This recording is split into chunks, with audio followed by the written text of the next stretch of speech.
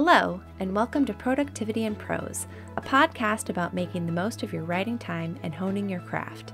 Whether you're a seasoned author or a new writer, this podcast offers helpful tips to maximize your writing time, increase your writing productivity, and tackle the sometimes tough aspects of the writer life.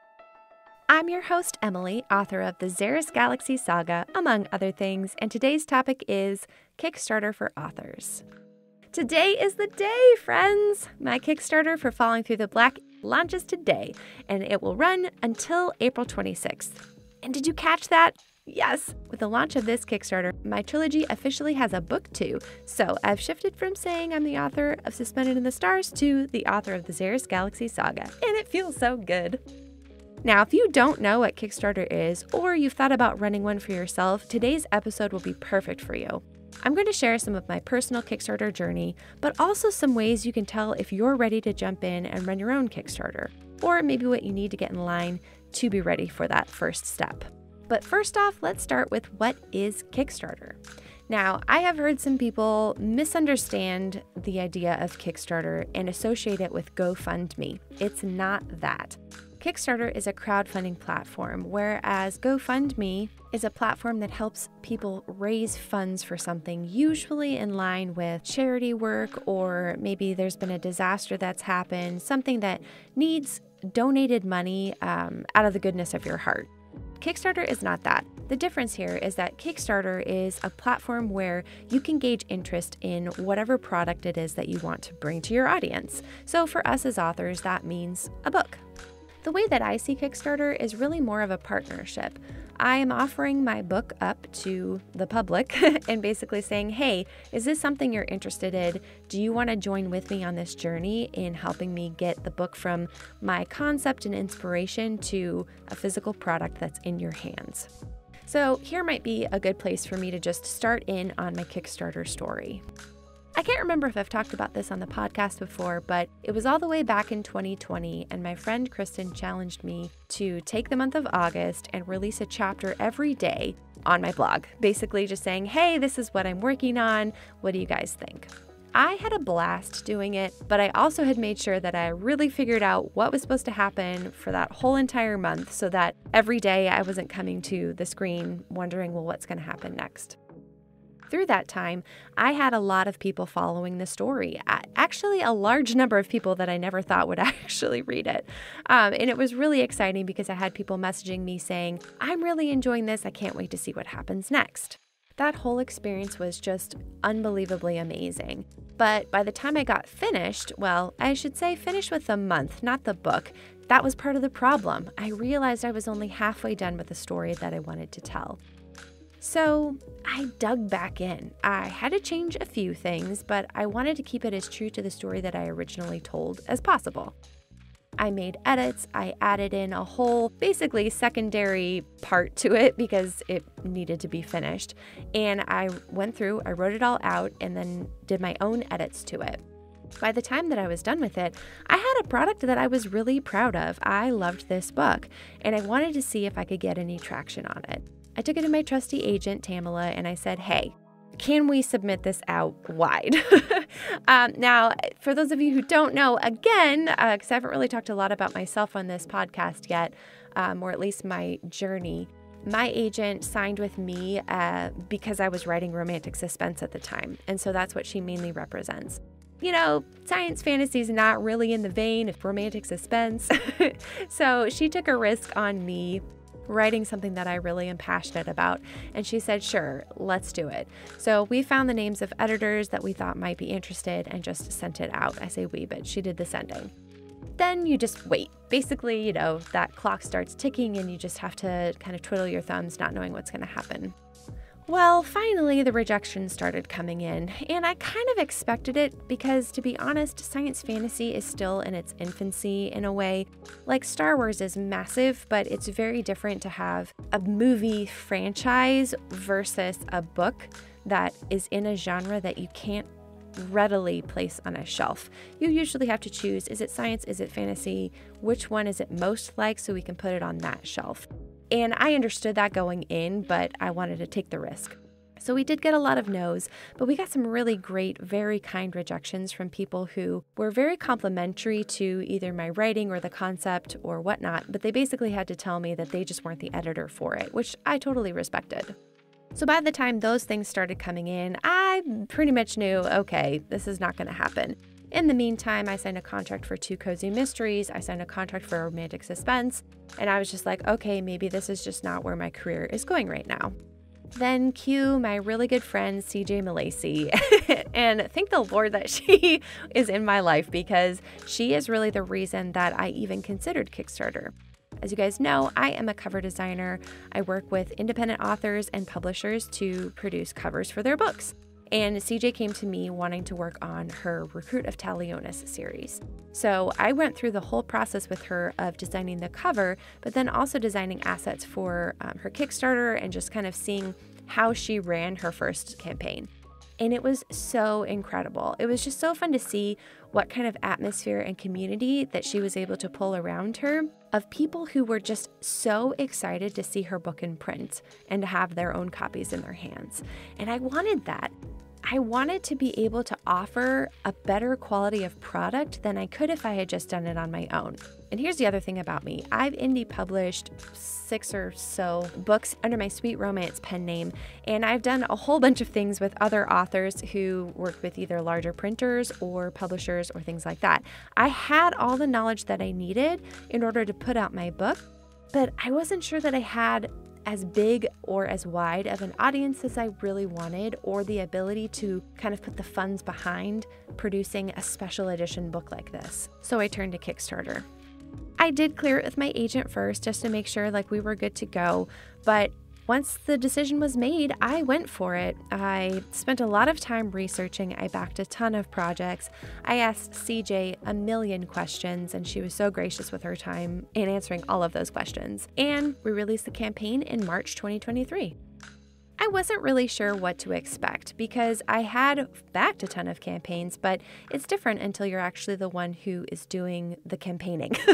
And so it looked like a lot of promotion on my Instagram, newsletter, and Facebook pages.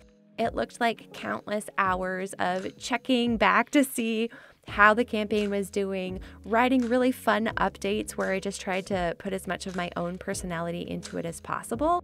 And then just wondering, how is this thing going to do? Now with Kickstarter, what you do when you set up your campaign is you start with a basic funding goal. And that is what you hope to reach to ensure that the product will come into fruition. So in my case, I chose $2,000 because I figured if I reached that, I would be able to do all the things that I wanted to with this book. But I hoped that it would fund over that so we could go even further, right? Make the book even more special. Once we hit that $2,000 goal, then my stretch goal started to kick in. And a stretch goal is basically something that you can create to entice people to keep sharing about your campaign, to maybe up their own bid, or to find their friends and say, hey, you should back this too, because if we reach this next goal, we get this thing too. For me, I wanted to add a lot of fun swag things to it, and I did kind of learn my lesson because some of those were actually more expensive than I expected them to be. But I was able to offer an additional short story, a backer Q&A, an enamel pin, which was so fun to design, stickers, character cards, art cards, things like that. So at every level, if you had backed as a physical tier, so if you purchased a book or you purchased a swag box or something like that, you got all of those things included in your purchase. Then if you backed at a digital tier, so either ebook or audiobook or both, then you got all of those things as digital swag, basically. And I want to take a second to focus on the pricing side of things for Kickstarter, especially for those of you who might be new to backing campaigns. You might look at some of the tiers and think, wow, that's expensive for a book. And yes, in some cases it can be. But I also want you to think of it in this perspective. That cost is not just for one physical product, right? It's for all of the work that goes into that physical product, in addition to all of the fun additional stretch goal items that will be included in your tier. So whereas I might charge $50 for a limited edition hardback, That comes with all the packaging that you would receive. That comes with all of the extra stretch goals. That comes with me signing it with love and care. And it also helps me pay for things like the editing that went into it, the cover design cost, which is minimal because I am the designer, but still there's assets that I have to purchase. There was artists that I had to hire to produce these things. There's just so much that goes into producing a book.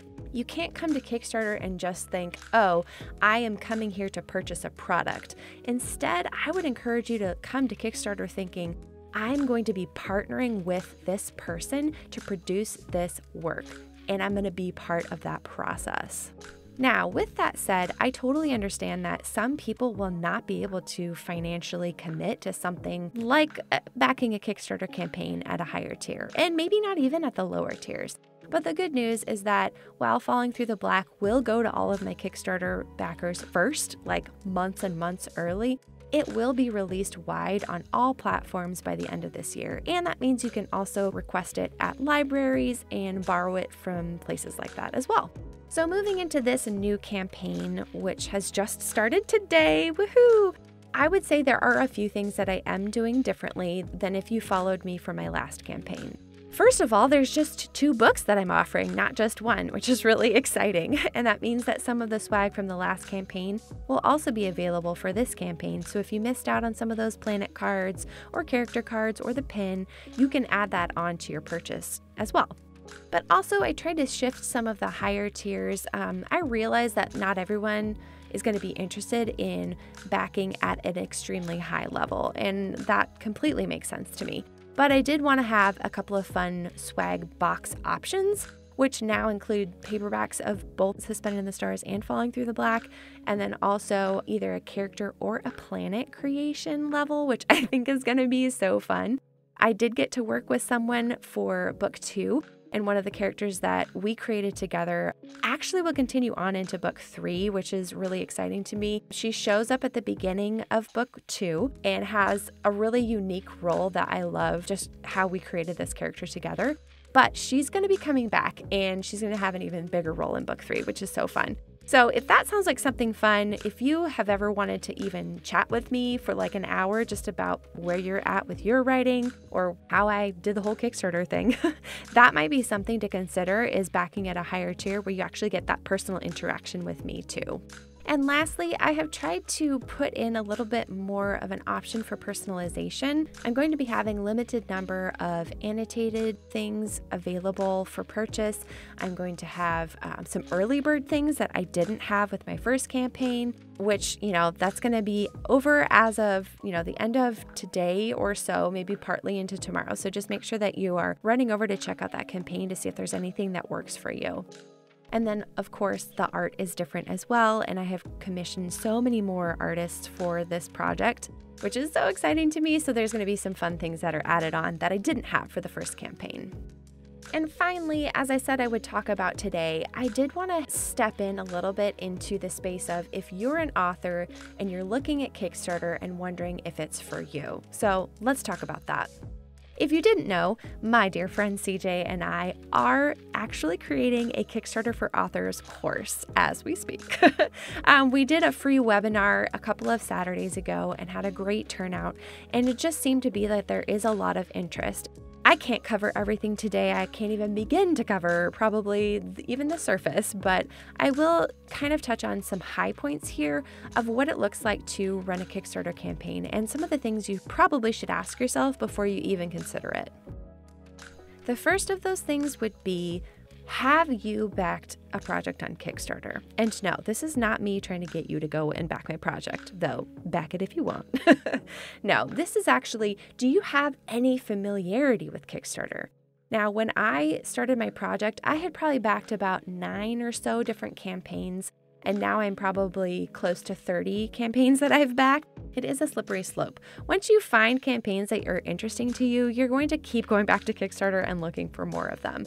And it's just such a cool feeling to be able to support people who are just like making their dreams happen by getting their book out via Kickstarter.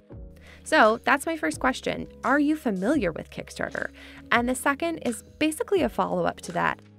What is the genre that you're going to publish in, and where do you see it, and how do you see it doing on Kickstarter? If you're saying, well, I actually don't see my genre on Kickstarter, that might be a clue that maybe Kickstarter is not quite yet ready for you, or if you're going to go for it anyways, you might have to work a little harder in order to bring people to Kickstarter to back your project. The third thing is, where am I at in the process of my novel? This is something that I think both CJ and I did that is slightly a little more unique.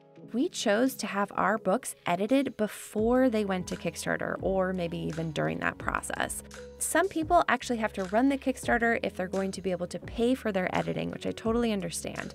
But I specifically wanted to have mine done ahead of time so that I could hopefully speed up some of the process of fulfillment on the other end, because that's a whole beast in itself, which I can't really get into here today.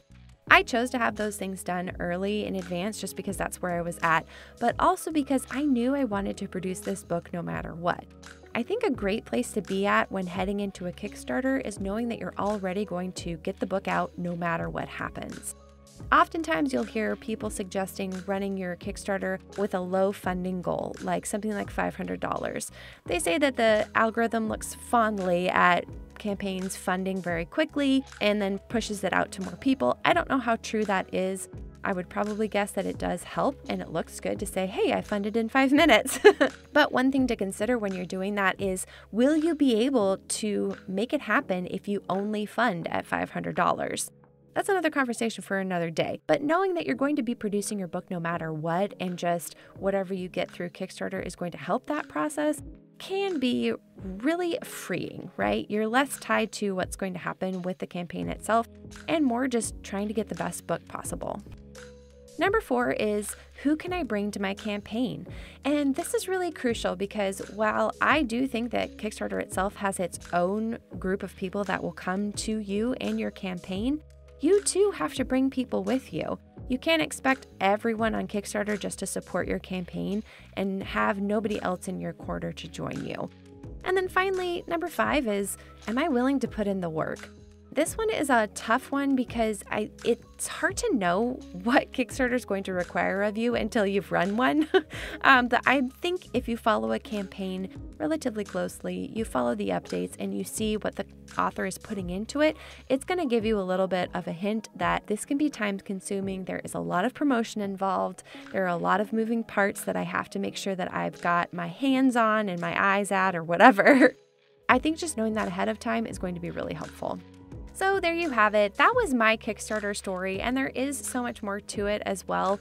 But a lot of that I will likely be covering in the course with CJ, just because some of those details can get very specific to Kickstarter or very specific to independently publishing things. And while I try to give you guys as much information here as possible, I really can't do that just in one episode.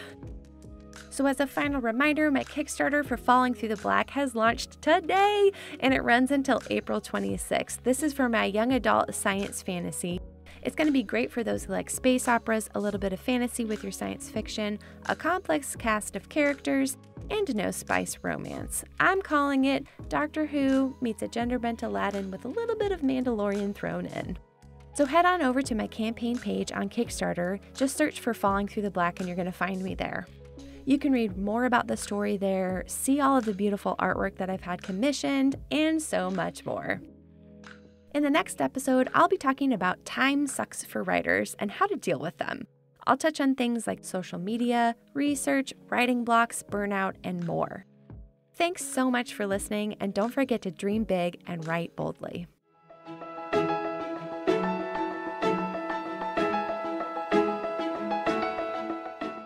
If you enjoyed this episode and you'd like to help support the podcast, please subscribe and leave a rating and review.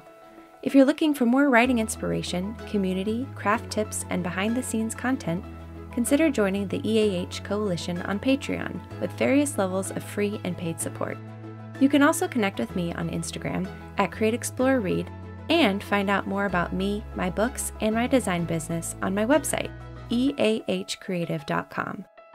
Productivity in Prose is an EAH Creative production.